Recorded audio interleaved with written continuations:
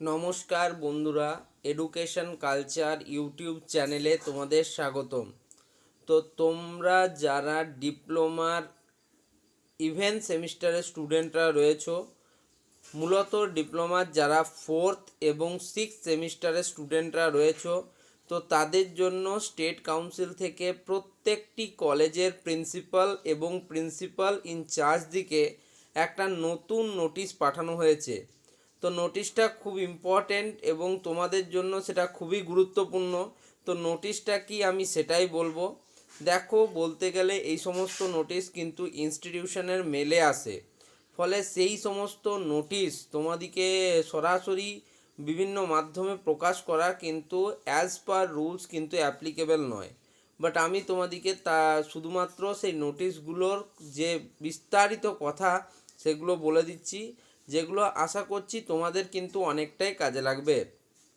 তো তোমরা দেখো, আমি আগেই বললাম যে তোমরা যারা ডিপ্লোমার 4th এবং 6th সেমিস্টারের স্টুডেন্টরা রয়েছো, তো তারা যদি তোমাদের সাবজেক্টগুলোর দিকে একটু তাকাও, তাহলে সেখানে দেখতে পাবে যে সেখানে কিছু সাবজেক্ট থাকে যেগুলোকে আমরা বলে থাকি কোর পেপার।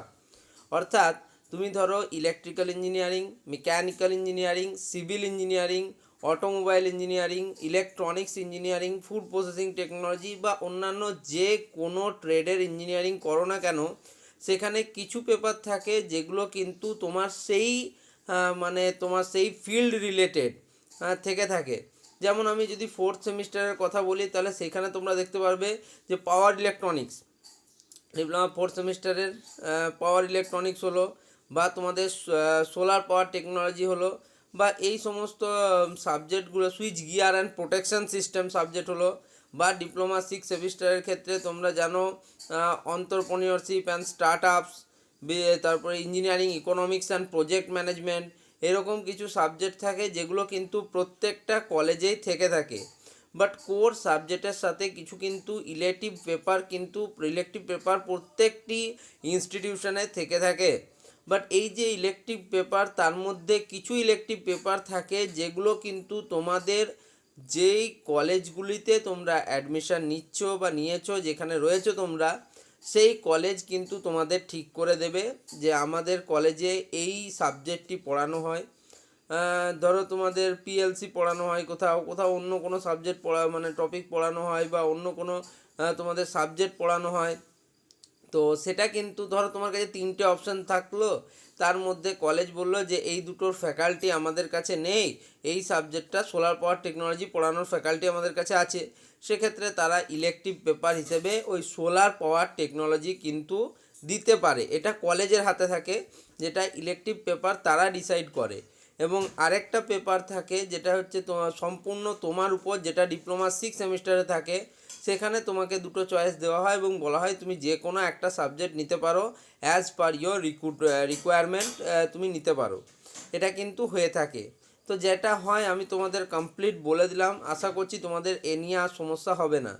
তো সেই সমস্ত সাবজেক্ট, অর্থাৎ ধরো তোমার ইনস্টিটিউশনে 5টা সাবজেক্ট পড়ানো হয়, বা তোমাদের 6 সেমিস্টারে ধরো engineering economics and project management, তারপর অন্ত্রপ্রেনিয়রশিপ অ্যান্ড স্টার্ট আপস, তারপরে বাকি সাবজেক্ট ধরো ইন্ডাস্ট্রিয়াল ড্রাইভ আছে, বা তোমার আইওটি আছে, ইন্টারনেট অফ থিংস, এই সাবজেক্টগুলো হয়তো তোমার কলেজে আছে। তো সেক্ষেত্রে কিন্তু দেখো প্রত্যেকটা কলেজ কি কি সাবজেক্ট নিচ্ছে ইলেকটিভ পেপার হিসেবে, সেটা কিন্তু অবশ্যই কাউন্সিলকে জানাতে হয় যে আমাদের ইনস্টিটিউশনে এই পেপারগুলি ইলেকটিভ পেপার হিসেবে নির্বাচন করা হলো।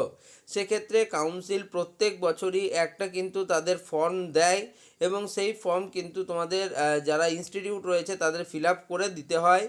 এবং সেখানে আরও অনেক ডিটেলস থাকে, যেমন সিরিয়াল নাম্বার, স্টুডেন্ট নেম, তাদের রেজিস্ট্রেশন নাম্বার, তারা কোন সাবজেক্টটা নিচ্ছে। ধরো তোমাদের ইলেকট্রিক্যাল ডিপার্টমেন্টের প্রত্যেকেই অটোমেশন নিল, তাহলে সেক্ষেত্রে অটোমেশনটাই কিন্তু তাদের সবার নাম থাকবে এবং অটোমেশন লেখা থাকবে যে তারা এটা নিয়েছে। তো সেই রকমই, আর দেখো প্রত্যেকটা সাবজেক্টে তোমরা জানো যে সাবজেক্ট কোড হয়, ঠিক আছে। তো সেই রকমই প্রত্যেকটা সাবজেক্টের সাবজেক্ট কোড, এবং এই যে ইলেকটিভ পেপারগুলো আছে সেই রিলেটেড সাবজেক্ট কোড কিন্তু কাউন্সিল থেকে পাঠানো হয়েছে বিভিন্ন কলেজকে, এবং সেখানে সাবজেক্টের নাম, সিরিয়াল নাম্বার, সাবজেক্টের নাম এবং সাবজেক্ট কোড রয়েছে।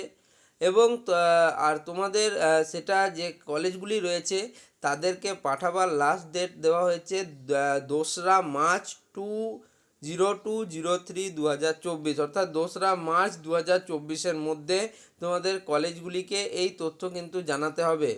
দেখো সত্যি বলতে গেলে কি এই সমস্যাটা কিন্তু প্রত্যেক বছরই অ্যারাইজ করে। ধরো তোমার ইচ্ছে ছিল যে এই সাবজেক্টটা নেব না, বাট কলেজ থেকেও অনেক সময় জোর করে সেই সাবজেক্ট দেওয়া হয়। একইভাবে যেই সাবজেক্টটাতে পর্যন্ত তোমার অধিকার আছে, অর্থাৎ তুমি চেঞ্জ করতে পারো যে এই সাবজেক্টটা আমি নেব না, সেটাও কিন্তু কলেজই আমাদেরকে দিয়ে থাকে। সেক্ষেত্রে আমি বলবো যে খুব বেশি যে তোমরা এটাতে উপকৃত হবে এমনটা কিছু নয়, তোমরা নিজেরা বাছাই করতেই পারবে না দেখবে।